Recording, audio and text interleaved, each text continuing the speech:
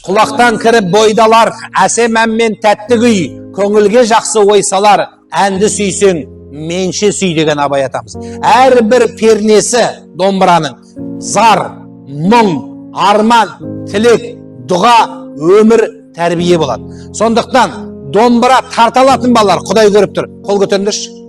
Домбыра тартпаған қазақ қазақ емес. Әр қазақтың баласы домбыра ойнап үйреніңіздер.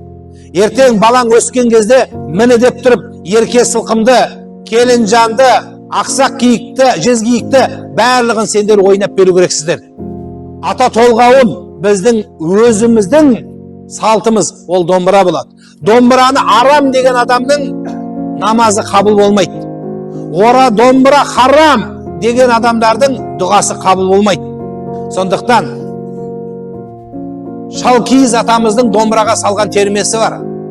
Жаратты Құдай өзіңді, естіп тұрады сөзіңді, бұл әлемді көрсін деп берді саған көзіңді, деп тұрып домбыраға салып тербеген.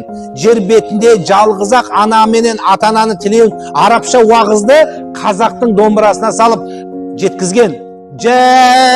Рамадан, Рамазан келді Рамазан деп жарапазан атаң қазақ домбыраға салып айтқан. Айттым Мұхаммед үмбетіне жарамазан деп соны айтқан біздің ата бабаларымыз. Сондықтан домбыра біздің ұлттық аспаптар.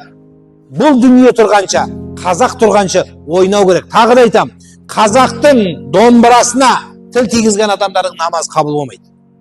Ары қарай.